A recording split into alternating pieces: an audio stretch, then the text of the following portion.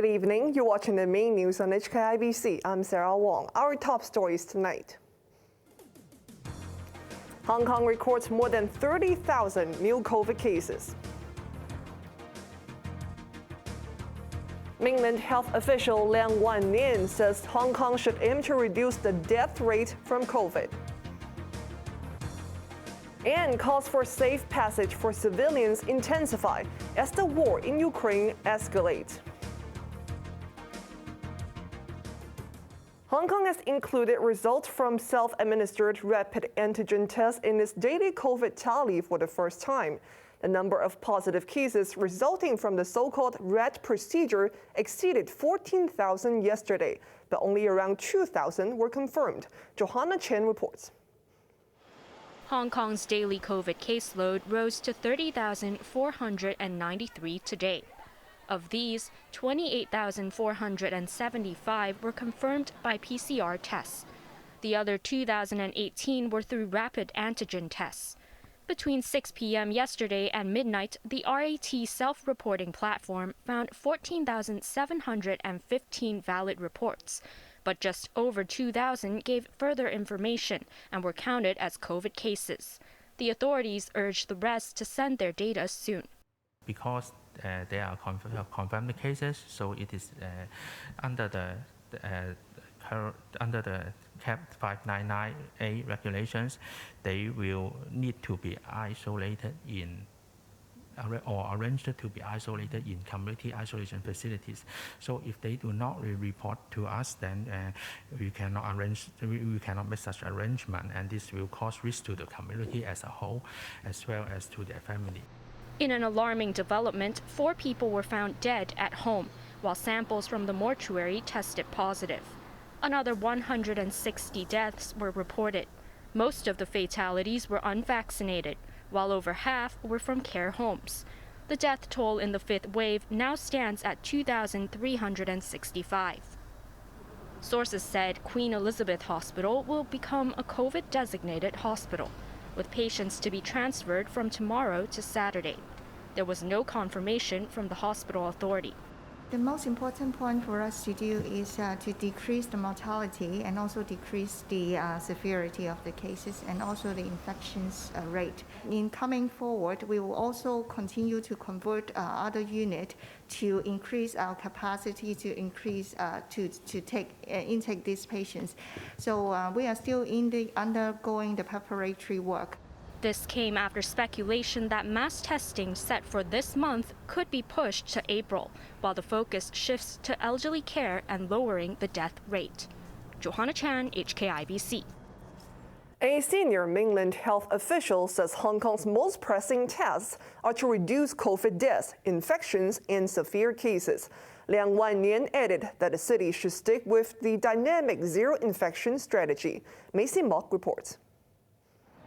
Liang Wannian, who heads China's National Health Commission's COVID task force, is in Hong Kong to help the city end the devastating 5th wave. He told the Xinhua news agency that the SAR should persist with the dynamic zero-infection plan.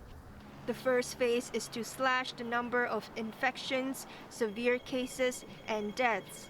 With more than 2,000 COVID fatalities since the beginning of the year, Liang advised the city to aim at saving seriously ill patients, especially the elderly. A system should be set up to assess which patients could become seriously ill and provide timely intervention. Liang added that as patients in serious condition often suffer from respiratory illnesses and multiple organ failure, they should be treated by a team drawn from various medical disciplines. He clarified that dynamic zero infection is not equivalent to zero cases. Instead, it is an approach to reduce infections and quickly discover and stop the mode of transmission. The mainland expert expressed confidence that Hong Kong can achieve its targets, but did not predict how long it would take. Maisie Mock, HKIBC. Hair salons can reopen on Thursday, but customers need to have at least 1 jab. They will also have to comply with other vaccine pass requirements, including scanning the Leave Home Safe app. But other social distancing measures will be extended for another 2 weeks. These include a ban on restaurant dine-in services after 6 p.m. Around 80% of the rooms in the newly completed Tsingyi Community Isolation Facility are now occupied. The Security Bureau said many COVID-infected people with mild symptoms contacted the Fire Services Department via WhatsApp or email for a place in the center. A spokesman said disinfectant soaps are provided in the washrooms of the almost 1,000 rooms that have been taken up. Occupants have 4 choices of meals, including halal and vegetarian options, while toys, reading materials, and online entertainment are also provided. People queued up outside temporary service centers today to update their records so that they can get the $10,000 the government is dishing out.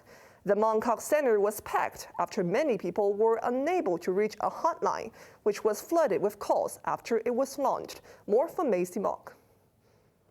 There was a long queue in Mongkok today outside one of 3 temporary service centers set up by the government to help people update their stored value facility accounts. They wanted to get their records in order before the 25th of this month to collect the first installment of the $10,000 electronic consumption vouchers when it is disbursed next month. The records can be amended online, by mail, or by phoning a hotline. But many in the queue said they were there because they could not get through to the hotline. This man who lost his registered octopus card had called the hotline for 2 days. This woman said no one had picked up her call this morning, and she decided to travel to Mongkok from Kwun Tong despite the inconvenience to change her registered record. Jessie Wong, who heads the Budget and Tax Policy Unit, said the government is studying whether to divert calls after the hotline received 1,200 calls within the first 4 hours of its launch. Around 200 of the callers were seeking their E-vouchers registration number, which they have to obtain if they lost their registered octopus card. The government is handing out $10,000 to each adult permanent resident to help boost the ailing retail sector. Maisie Mock, HKIBC. The head of the National People's Congress says electoral reforms have helped to secure Hong Kong's prosperity and stability. Li Jianshu also vowed to safeguard national interest against foreign interference. Chloe Feng reports. Hong Kong came under the spotlight when the chairman of the Standing Committee of the National People's Congress delivered his work report today.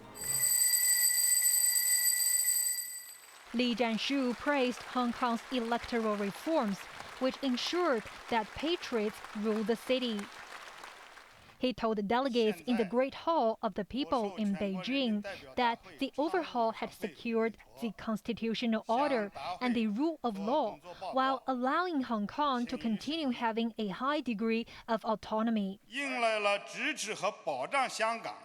It has initiated a new phase of our support for long-term prosperity and stability in Hong Kong and for Hong Kong's integration into China's overall development.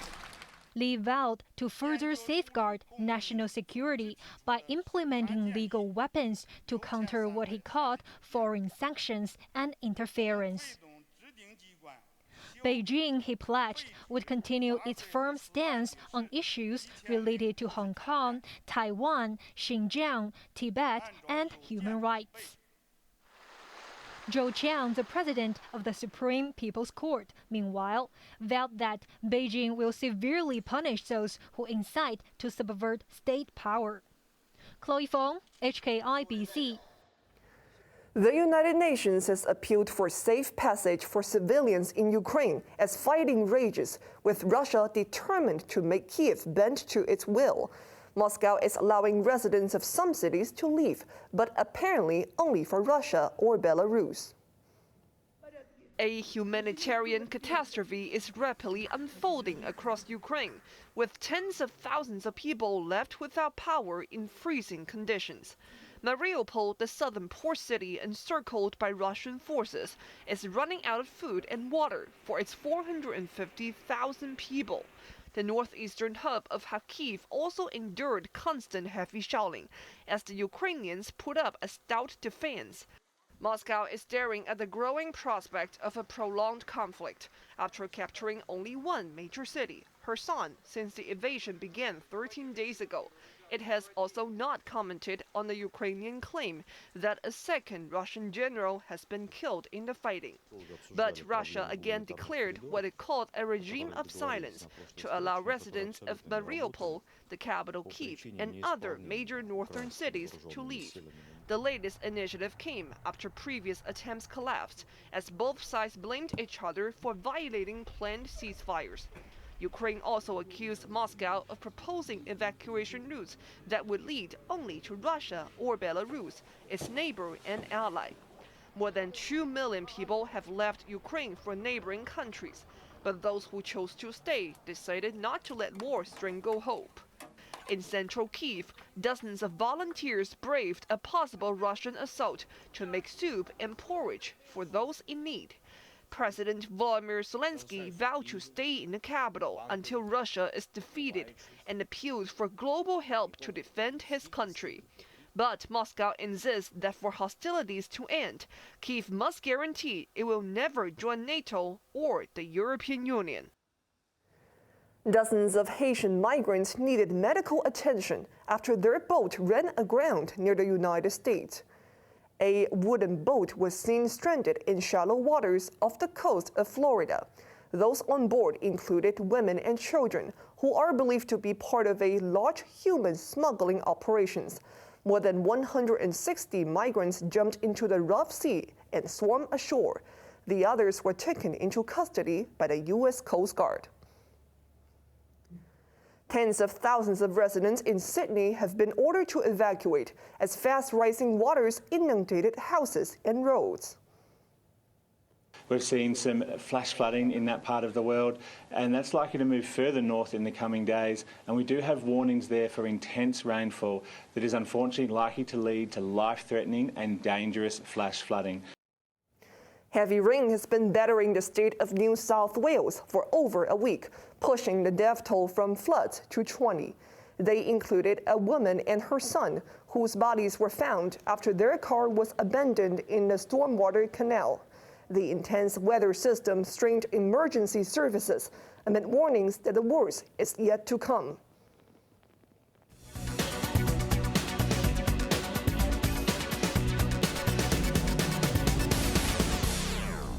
The Hang Seng Index has closed at its lowest level in nearly 6 years, losing 1.4% today on continuing concerns about Ukraine. Mainland developers were among the top losers. The Logan Group plunged 13.2% after it was downgraded by Fitch and Moody's, which noted that a large number of bonds will reach maturity this year. Yuzhou dropped 10.4% after failing to meet interest payments on bonds. High oil prices did not prevent energy stocks from losing ground. They retreated on fears that supplies may dry up if the conflict in Ukraine intensifies. Now let's take a look at the markets. The Hang Seng Index closed down 291 points. Top 10 active stocks: Tencent down $4.80, Meituan down 70 cents, and Alibaba up 90 cents. BYD Company down $19.20, JD.com down $16.60, and AIA down $2.05. Forwards trading against Hong Kong dollar. Euro is trading at 8.53, British pound at 10.26, and Australian dollar at 5.71. Over to the UK market, FTSE 100 is up 42 points. On to the weather now. It will be fine and dry tomorrow with a cool morning. Temperatures range between 16 and 22 degrees. Sunny and dry on Thursday and Friday. Now let's take a look at the weather around the world.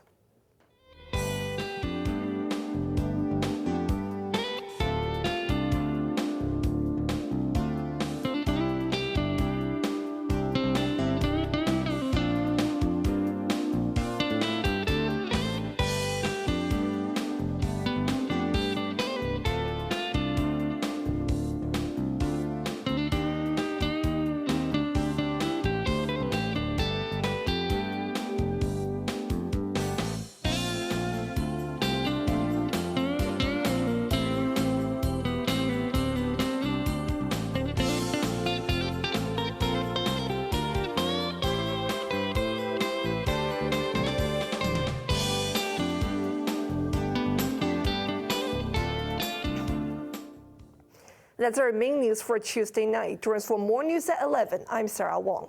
Please stay safe and take care.